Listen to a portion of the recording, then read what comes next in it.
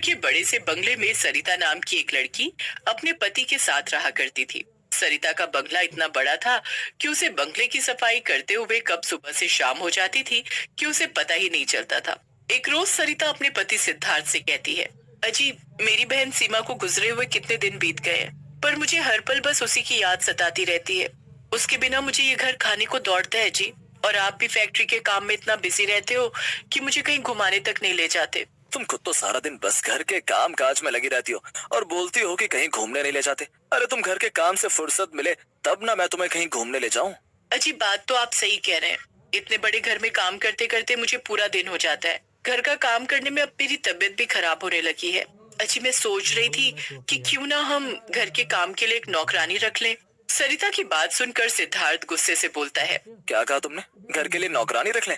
अरे एक तो फैक्ट्री में वैसे ही इतना नुकसान हो रहा है। कहती है, अजी, मेरी बहन सीमा को गुजरे हुए कितने दिन बीत गए हैं, पर मुझे हर पल बस उसी की याद सताती रहती है। उसके बिना मुझे ये घर खाने को दौड़ता है जी।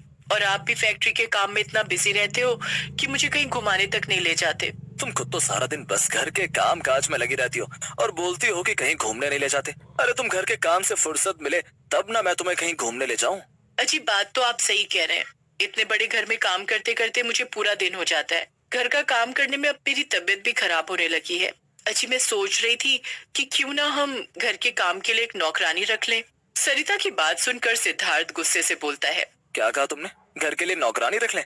अरे एक तो फैक्ट्री में वैसे ही इतना नुकसान हो रहा है, ऊपर से तुम नौकरानी रखने की बात कर रही हो। अरे तुम्हें पता भी है कि नौकरानी इतने बड़े बंगले में कितने ज्यादा पैसे लेगी। सिद्धार्थ ऐसे बोल ही रहा होता है कि तभी घर की बेल की आवाज सुनाई देती है। सरिता दरवाजा खोलती है तो उसे दरवाजे पर एक लड़की खड़ी दिखाई देती है। आप कौन है और किससे मिलना है आपको? जी, मेरा नाम सुधा है और मुझे पड़ोस की शीला काकी ने आपके घर काम करने के लिए भेजा है। पर हमें किसी नौकरानी की जरूरत नहीं है। अजी साहब, आप एक बार हमसे घर का काम करवा कर तो देखो। और पैसों की तो आप कतई चिंता मत करो। मेरा काम देखकर जो आपको सही लगे बस उतने पैसे मुझे दे देना। अजी, रख लीजिए ना नौकरानी को। वैसे भी कई दिनों से मेरी तबीयत भी ठीक नहीं है। सिद्धार्थ नौकरानी की ओर देखता है। उसे देखकर मन ही मन बोलता है, ये नौकरानी तो बहुत ही सुंदर है और काम के पैसे भी कम मांग रही है। अजी, आप किस सोच में पड़ गए? अरे बाबा, रख लो नौकरानी। वैसे भी तुम्हारी तबीयत भी ठीक नहीं है तो तुम्हें भी थोड़ा आराम मिल जाएगा। फिर क्या था, सुधा नौकरानी फट से घर के काम में जुट जाती है और पलक झपकते ही सुधा बढ़िया बढ़िया खाना बनाकर तैयार कर देती है। तभी रसोई घर में सरिता आती है और इतना सारा खाना बना देख हैरान हो जाती है। अरे वाह सुधा, तूने तो झटपट खाना बनाकर तैयार भी कर दिया। अरे तू काम वाली है या फिर कोई जादूगरनी? अजी मेम साहब, आगे आगे आप देखिए होता है क्या। आप तो बस अपने कमरे में आराम कीजिए। ऐसा बोलकर सुधा अपने काम में लग जाती है। और जब रात होती है तो सिद्धार्थ फैक्ट्री से घर आता है और देखता है कि खाने की टेबल पर खाना लगा हुआ है। अरे वाह, आज तो खाने से बहुत अच्छी खुशबू आ रही है। साहब, आप खाना खाकर तो बताइए कि कैसा बना है। मगर सरिता कहाँ है?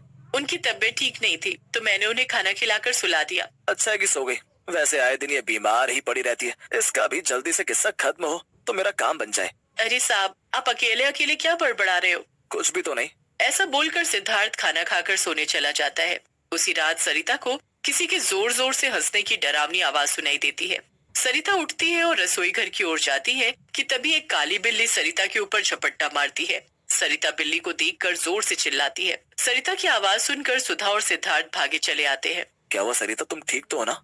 सिद्धार्थ, मैंने किसी के हंसने की आवाज सुनी। जब मैं यहाँ आई तो एक काली बिल्ली मेरे ऊपर झपटी। कोई भी तो नहीं है यहाँ? लगता है तुम्हारा दिमाग खराब हो गया। चलो अब चलकर सो जाओ। फिर अगले दिन रात को सरिता को अपनी रसोई से किसी बिल्ली के म्याऊं म्याऊं की आवाज सुनाई दी। जब वे रसोई घर में जाकर देखती है तो उसे वहाँ एक डरावनी चुड़ैल दिखाई देती है जिसने एक काली बिल्ली का गला कसकर पकड़ा हुआ था। उसे देखकर सरिता की सिट्टी पिट्टी गुल हो जाती है। आ गई तू? देख जरा इस बिल्ली को, जैसे मैंने इसका गला दबाया है वैसे ही मैं तेरा गला दबाकर तुझे मार डालूंगी। सरिता जोर से चिल्लाती है। सरिता की चीख सुनकर सिद्धार्थ वहाँ आता है। चुड़ैल, ये मुझे मार डालेगी। अरे कहाँ है चुड़ैल? मुझे तो कोई चुड़ैल नहीं दिखाई दे रही। अभी अभी मैंने उसे यही रसोई घर में देखा था, अब न जाने कहाँ गायब हो गई। तभी वहाँ सुधा आती है। अरे मेम साहब, आपने जरूर कोई सपना देखा होगा। इस रसोई घर में मेरे सिवा और कोई भी नहीं है। ओहो सरिता, ये क्या रोज रोज का ड्रामा लगा रखा है। अब चलो दवाई खाकर सो जाओ। अगले दिन सुधा अपने कमरे में सफाई कर रही होती है कि तभी सरिता की नजर सुधा के उल्टे पैरों पर पड़ती है। सरिता बहुत डर जाती है। सुधा कमरे की सफाई करके कपड़े धोने, सरिता भी सुधा के पीछे जाती है और चुपके से उसे काम करते हुए देखती है। सुधा कपड़े धोने लगती है और देखते ही देखते सुधा नौकरानी से चुड़ैल के रूप में बदल जाती है। सरिता ये देखकर बहुत हैरान होती है कि सुधा नौकरानी एक चुड़ैल है। तभी मैं कहूँ कि ये नौकरानी कैसे इतनी जल्दी घर के सारे काम कर लेती है। आने दो सिद्धार्थ को, उन्हें आज रात में सब बता दूंगी। मगर सुधा को चुड़ैल रूप में देखकर सरिता की तबीयत और खराब हो जाती है और वो दवाई खाकर अपने कमरे में आराम करने चली जाती है। रात को जब सिद्धार्थ घर आता है तो देखता है कि सरिता अपने कमरे में सो रही है। वो सुधा से पूछता है, तुम्हारी मेम साहब ने खाना खाया है नहीं? नहीं साहब, न जाने उन्हें आज क्या हुआ, आज वो दिन से ही अपने कमरे में सो रही है। सुधा टेबल पर खाना लगा देती है। तुम जाओ रसोई का बाकी काम खत्म करो।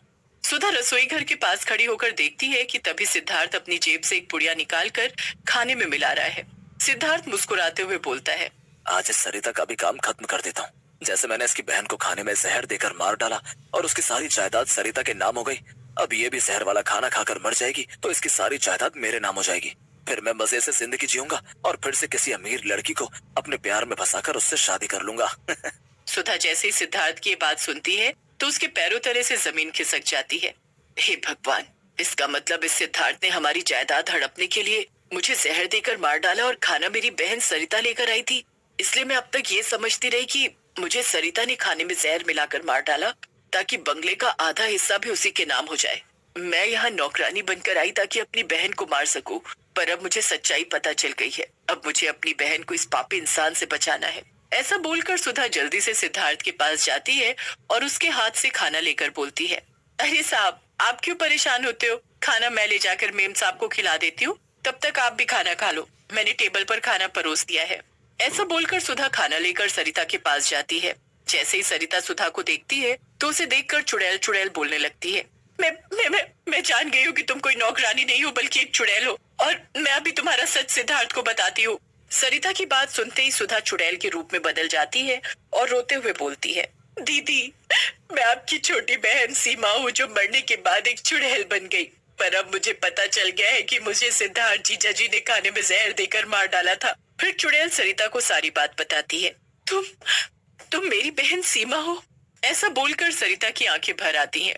दीदी, जब तक मैं अपनी मौत का बदला नहीं ले लूंगी तब तक मैं ऐसे चुड़ैल बनकर भटकती रहूंगी, पर अपना बदला लेने से पहले मुझे आपको एकदम ठीक करना है। मैं आपकी सेवा करूंगी, आपको कोई काम नहीं करने दूंगी, आपको अच्छा अच्छा खाना खिलाऊंगी ताकि आप जल्दी से ठीक हो जाओ। सिद्धार्थ हमेशा मुझे बस डांटते रहते हैं, मुझसे कभी प्यार से बात नहीं करते। अब समझ आया कि क्यों वो ऐसा करते थे, क्योंकि उन्हें मुझसे नहीं हमारी जायदाद से मतलब है। सीमा, मेरी बहन जिसने तुम्हें मार डाला, तुम ऐसे इंसान को कतई न छोड़ना। फिर क्या था, सीमा चुड़ैल फिर से सुधा नौकरानी के रूप में बदल जाती है और जहर मिला सारा खाना फेंक देती है। सिद्धार्थ देखता है कि सरिता तो बिल्कुल ठीक है, तो बहुत हैरान हो जाता है। अगले दिन से ही सीमा सुधा के रूप में सरिता की देखरेख में लग जाती है। वो अपनी चुड़ैल शक्तियों से फटाफट घर का सारा काम कर देती है। सरिता को बढ़िया बढ़िया दलिया, खिचड़ी और फल फ्रूट खिलाकर कुछ ही दिनों में एकदम ठीक कर देती है। एक रोज सुधा अपने चुड़ैल के रूप में सरिता के पास बैठी उससे बातें कर रही होती है कि तभी वहाँ सिद्धार्थ आ जाता है और सरिता के पास चुड़ैल को देखकर चिल्लाते हुए बोलता है, सरिता, तुम चुड़ैल से बात कर रही हो? आखिर ये चक्कर क्या है? अब जब तूने मुझे देख ही लिया है तो तुझे बता दूं कि मैं सीमा हूँ जिसे तूने जहर देकर मार डाला, पर अब तू मेरे हाथ से नहीं बचेगा। अच्छा, तो अब मैं समझा कि चक्कर क्या है। जो ये आए दिन बीमार रहने वाली सरिता एकदम से ठीक हो गई। तेरी बहन सीमा को तो मैंने मार ही दिया है और अब मरने की तेरी बारी है।